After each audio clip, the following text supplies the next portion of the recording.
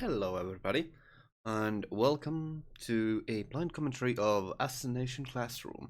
So, I'll need to start looking over there. Sorry, it has been a while. Um, so I will be adapting this system for how we will be going forward. Uh, you can see in the here, yeah, nice. You can see the time bar for the episode, and I also cropped it so that you should be able to read all of the subtitles, I hope. And whenever I pause and restart the episode, and whenever I will, and now when I will start it, I will also give the start like countdown so you can easily sync it up. And of course, like there's a lot of assistance there. So hopefully that will be good enough, and hopefully this will be a serviceable way to do this. Yeah. So some background info. I don't actually know all that much about the show. I was pretty good about avoiding the spoilers when it was airing, and honestly wasn't really that interested in it, but it was next in the poll, and I don't exactly mind. It seemed intriguing. Now I did know the basic premise that there's a uh, immortal teacher alien thing, and the people have to kill that, and yeah, that's it, the basic premise. But that's something that you can read just from the blurb on the explanation of the plot synopsis, basically. And I do know like the I Nagisa, the like main POV character kind of thing. So that is as much as I do know. uh I don't think I have anything else to add. I have tried to record this before. I actually think I still have the recording when I first watched this, but that was, I think, 1.5 years ago. It has been a while, hasn't it? So, now without further ado, we shall begin in 3, 2, 1, go. And for obvious reasons, you cannot, of course, hear the music, so at least unless I messed up, but you know.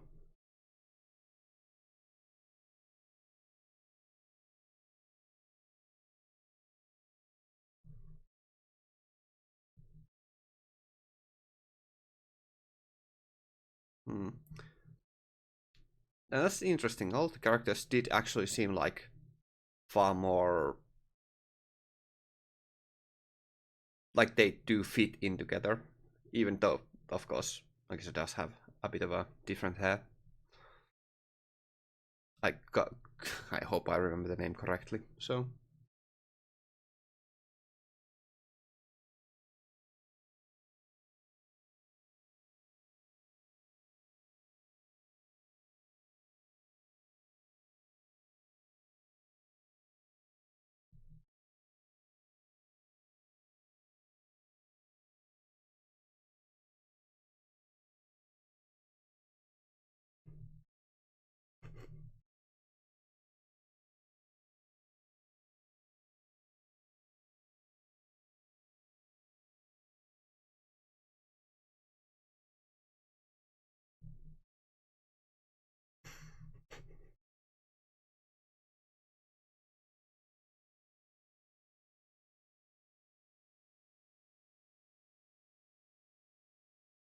uh, pausing in 3, 2, 1. So the actually kind of an interesting aspect about this is that they really did not like take any breaks and like immediately just jumping in on the action and just showcasing the idea of the series pretty effectively. And I think like the most of the characters do have like fairly distinctive voices so far, which is kind of nice. I actually do really enjoy the tenure of the voice of the Kuro Sensei, I think is the alien. So it's really interesting how the show just like immediately skips to the action. So I do want to kind of give credit to it. Also, I actually kind of do like the uniform designs in that they are, allow for some expression of personality without actually being like out of place in a way. So yeah, we shall begin in restart in 3, 2, 1, go.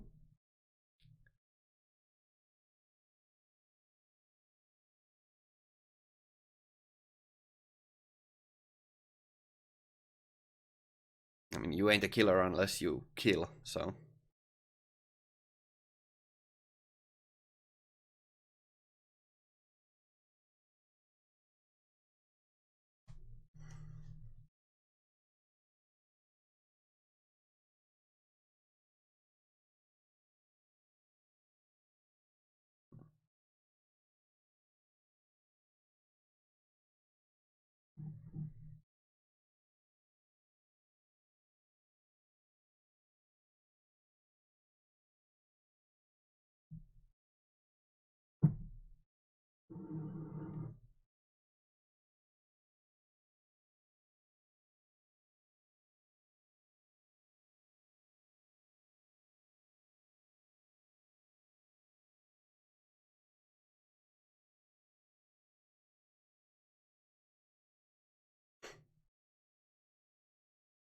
I do like that they are like showcasing these aspects.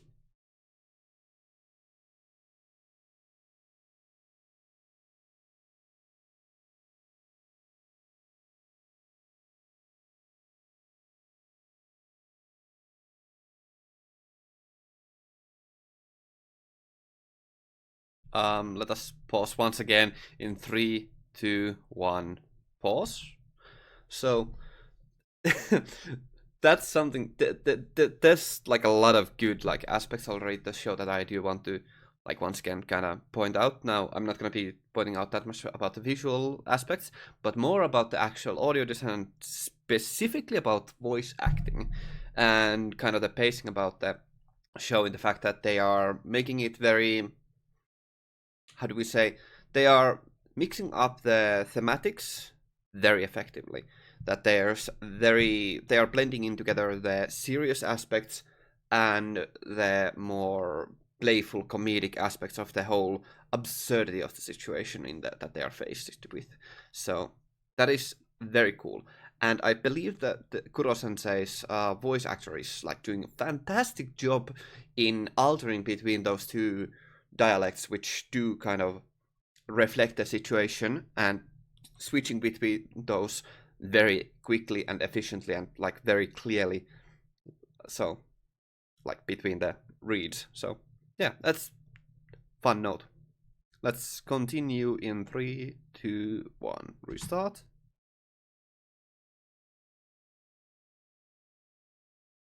For future reference, we will be, after the first OP, we will be skipping it for, however, for time reasons mostly.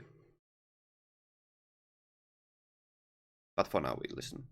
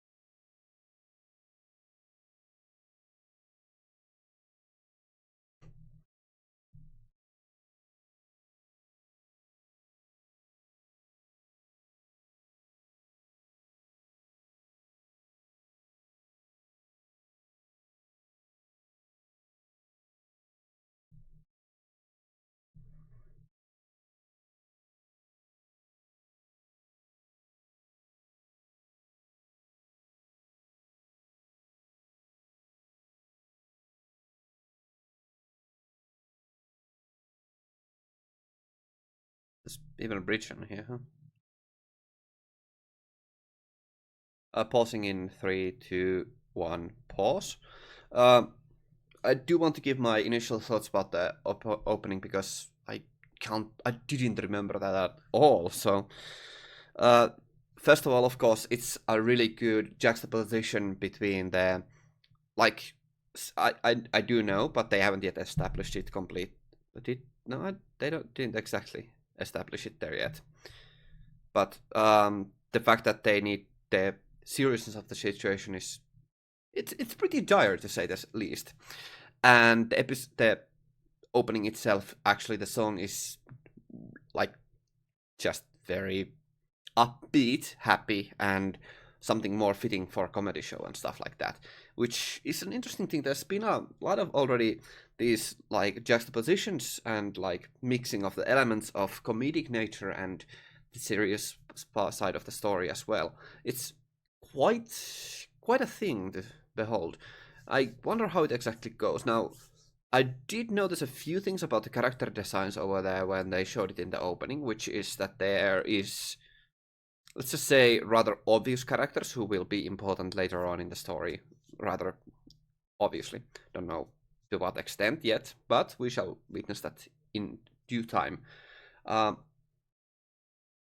One funny thing was that there's a lot of voices singing together in the opening, and they were like, in a way, of a choir, and I'm missing the proper terminology for it, but in the way that the lead singer switched, as especially like in the early part of the opening, it switched between different students. So that is an interesting thing to note there. I do wonder how exactly they will be judging or shifting the focus between the different students. So that's going to be an interesting thing to witness. So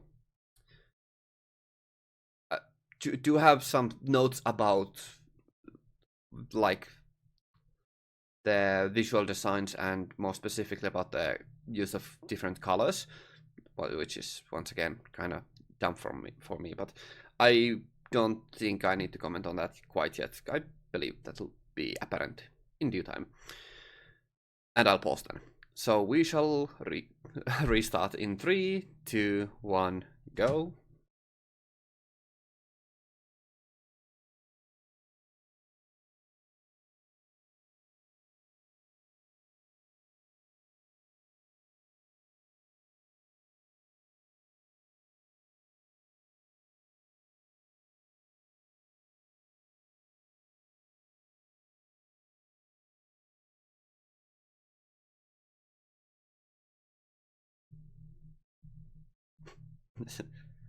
In Finland, you can always see the moon during daytime, or most of the time.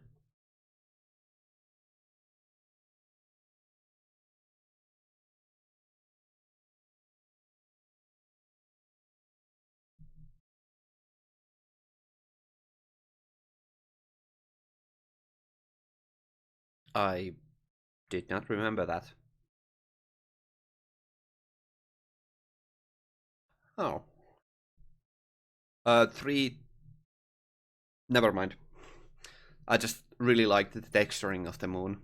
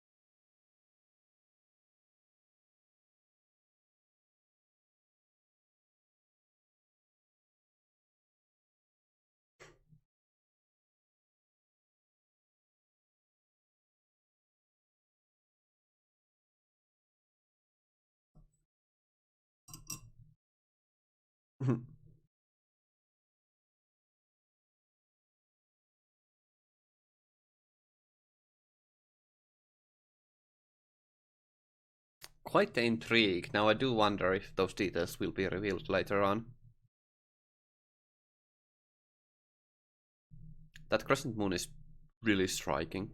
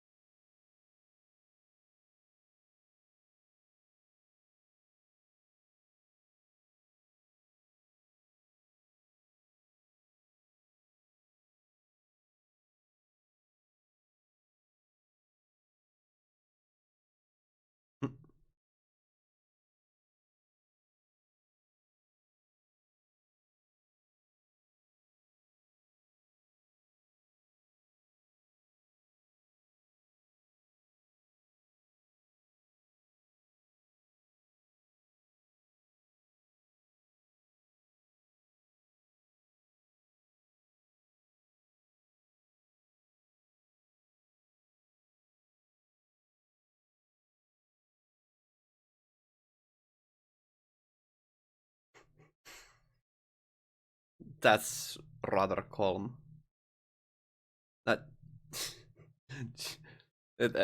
that is kind of funny. Just getting halfway with that kind of.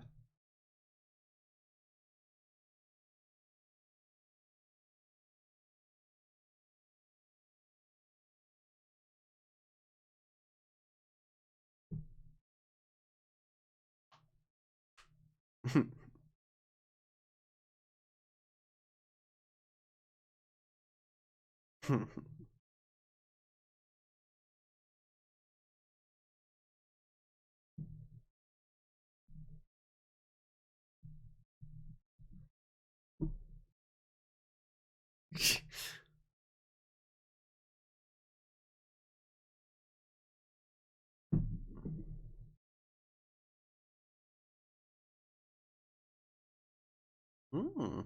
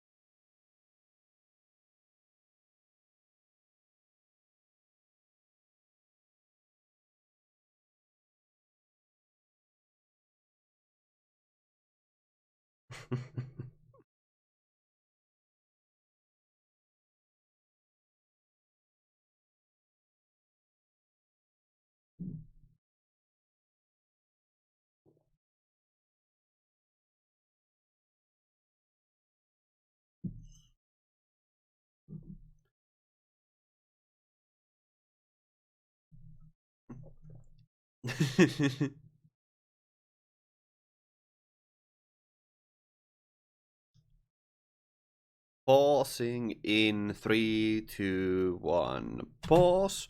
So, want do want to give this kind of a highlight that they are really showcasing the positive aspects of Kuro Sensei. In of course, very obviously that he is an excellent teacher, as that was rather apparent. Maybe a rather bit too blunt, but doesn't matter. It's good to be clear, and in most situations, it is preferable to be obvious and clear with your communication instead of abstract and misleading. So I'd rather take the clear and rather less intriguing way rather than the abstract and misleading and maybe more intriguing way. So that's a pretty good trade-off. Now they are moving on to discussion about the class, which I still don't know all that much about. That's gonna be interesting to see why exactly they are discussing about it like this. So I like the class is obviously selected for something special. Like there's something really special about it. I don't know what. Um, yeah, did I did have something else to say, but I yeah, like oh right, Kuro says positive aspects like that. He is also friendly, like actually friendly, which is in stark contrast. So I do have some theories about how the show could go. Like it's possible that it's for the sake of humanity that he tries to it tries to Kurosensei tries to make them into better soldiers or something like that. I don't know. There's a lot of possibilities that could go down, like that he is actually benevolent, I guess. That's not that wouldn't be too surprising, to be honest. Like that they are just trying to improve a class so that Earth will survive. So I don't know. I guess we'll see about that later. We shall restart in 3, 2, 1, go.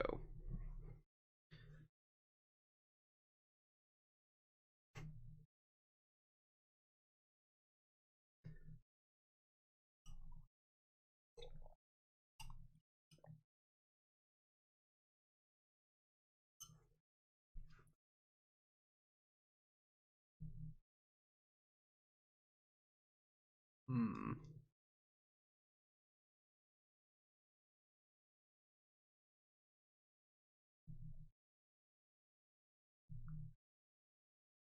I do kind of remember this, how this was supposed to be.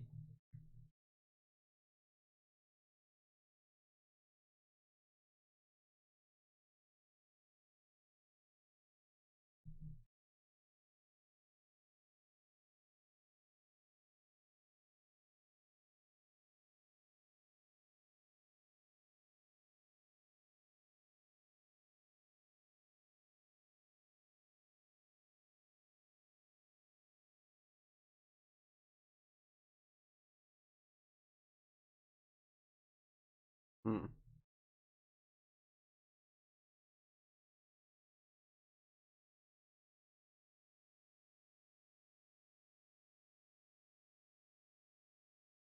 End class.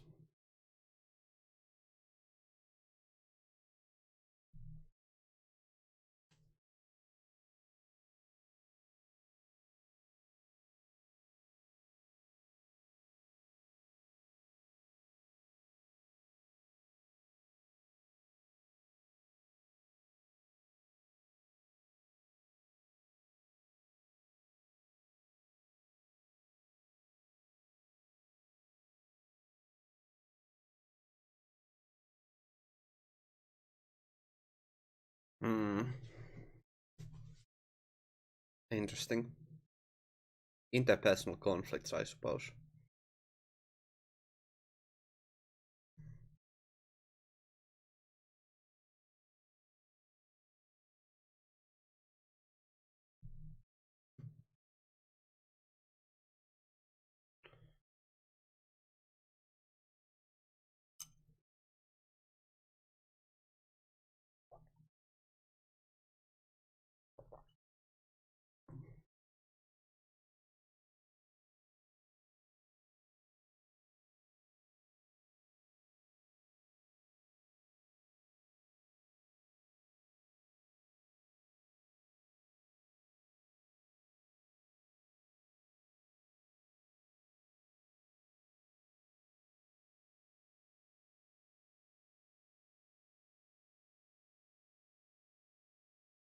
Hmm.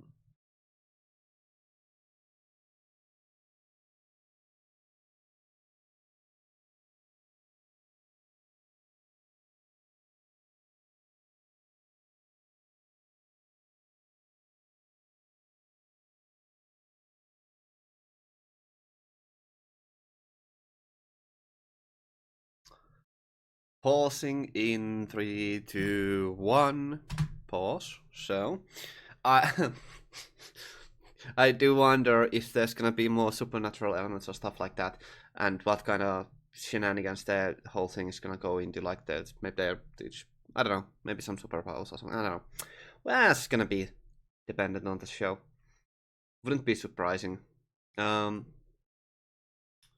Now, the interesting thing about that I want to note about Nagisa is that it's once again a blue-haired protagonist boy who is just, you know, invisible. That's that's like such a common trope. That's like, of course, Kuroko is the first one that comes to mind, but there's like more. But I can not like that. I can exactly right now name them, but still, that's surprisingly common. That's kind of funny. Now I do wonder how that's gonna play out exactly, but we'll see. Restarting in 3, 2, 1, go.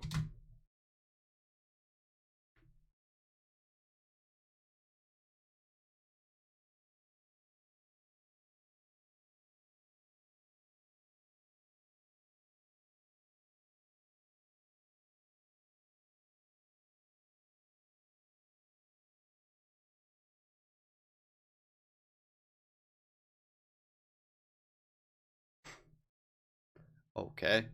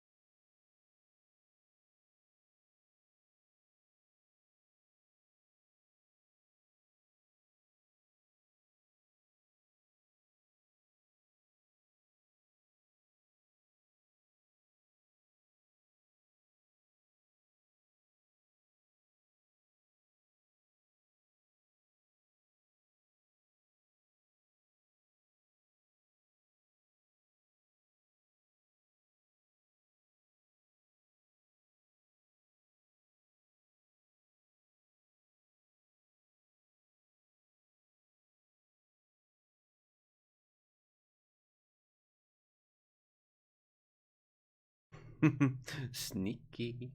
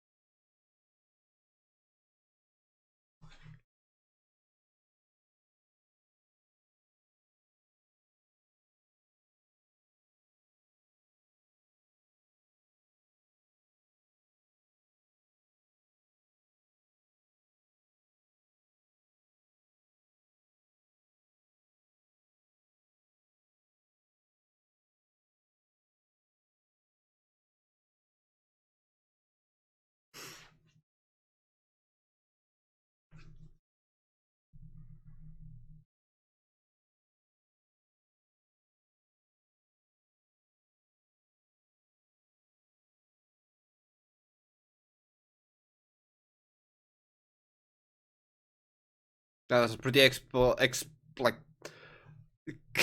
bit of gunpowder. Jeez. Rather, for a toy grenade, pretty powerful.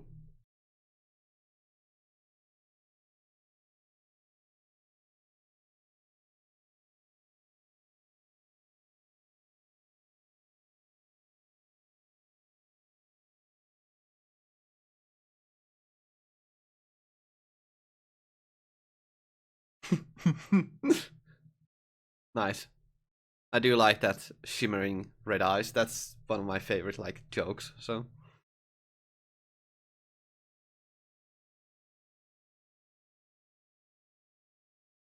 Oh. Oh.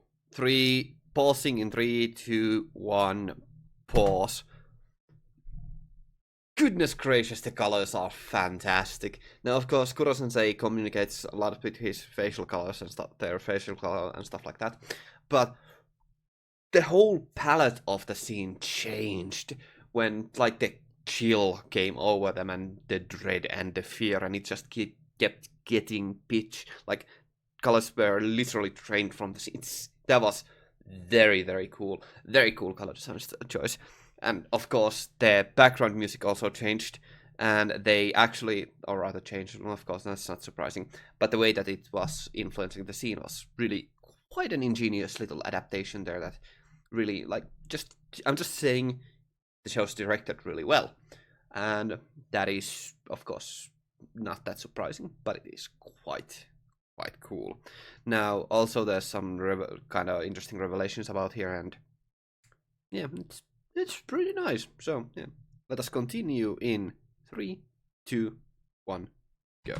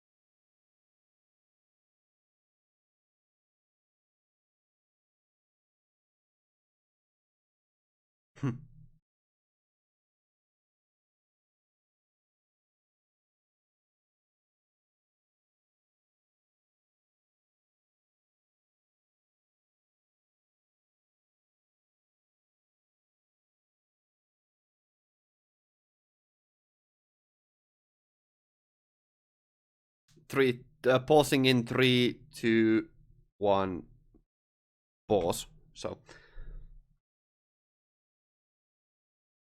that was a really cool idea to just like switch the colors immediately, like that kind of full deadpan like transition really emphasizes that really freaking well, and immediately changing the, like, cutting off the background music back to like all just like normal ambient, like non-existent music, and the voice actor changing their cadence, like shifting it up back the couple octaves, like I think 1.5, I don't know.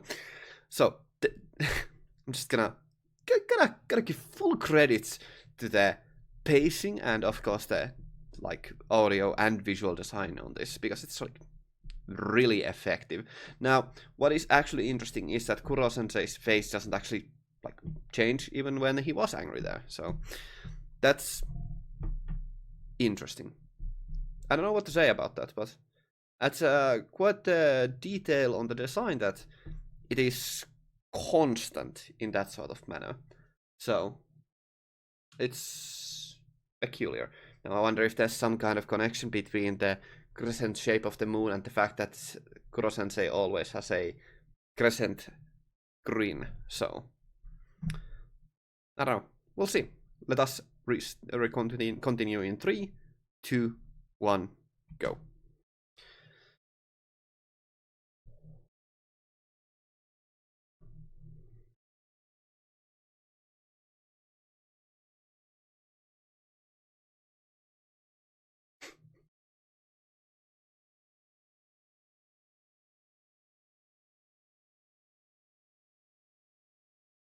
Hmm.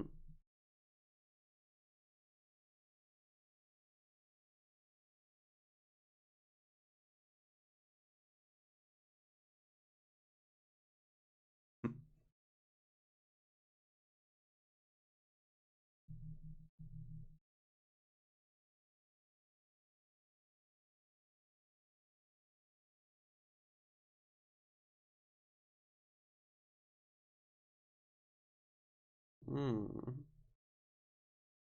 Hinting at more stuff.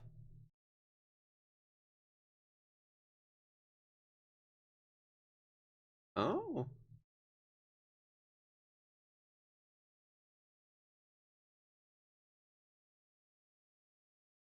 Intriguing.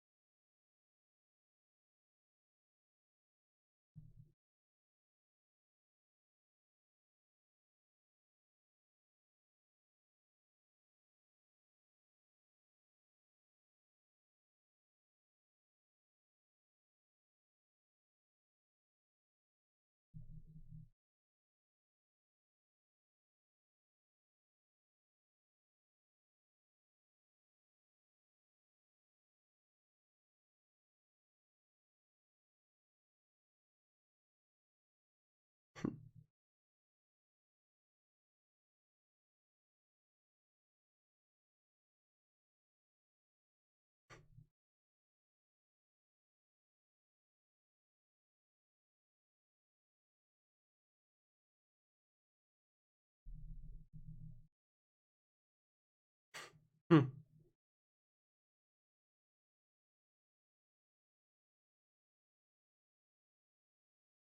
Kuro Sensei, okay. Hmm.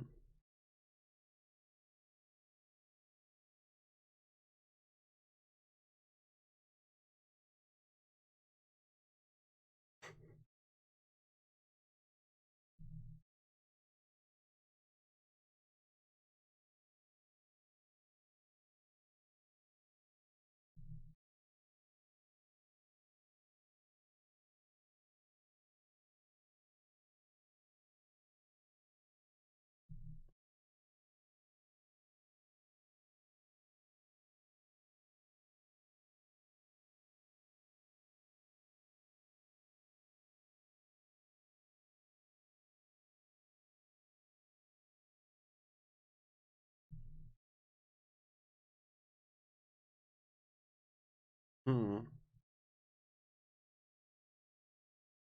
Okay.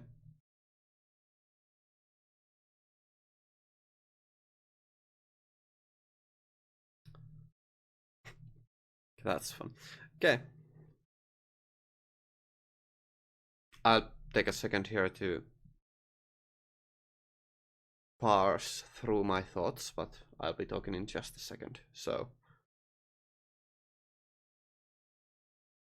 okay. This will just like you can hear my brain just like gearing up. So first of all, of course, I'll talk about the ending a little bit. Now the ED song itself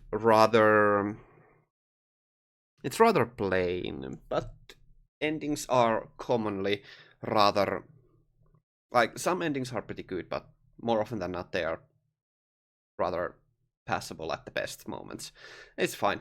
Now the visuals instead actually are kind of a interesting note on the ending in the fact that they were emphasizing more of the like childlike nature of the stuff and more of the learning stuff with the kind of crude art style that was like a child's drawings and stuff like that. And that's fine. The teaching theming of the show is peculiar, but rather in right like I kind of jam with it. It's good. It's good. And as someone with some pedagogical aspirations, it has some rather peculiar resonations within me, and it's generally quite nice. So I'll give the props there as well. Now, for my final thoughts about the first episode, of course, I'll have to say that it's a really, really proficient setup and some attempts on showing the theming and just like it's a very, very strong start, and it really does showcase what the show will be like going forward, and does a very good job at setting at least Nagisa up for some major character development. And I am intrigued to see how it will all pan out. Yeah, like I kind of talked about so much during the episode, so I don't have all that much. Like I especially one of the really highlights for me is actually the like sound design department, which isn't that surprising to be honest.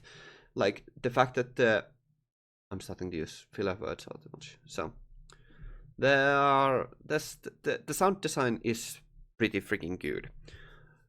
Mostly, of course, in sound effects and stuff like that, but more specifically in the like pacing and rhythmic changes of the like the sound design, the way that they sometimes use good moments of silence, which of course emphasizes the sound effects and music, background music, quite a bit, and it does a fantastic job in that. Now, these aren't really that exceptional per se, but it's something that I kind of did want to highlight there as a special mention.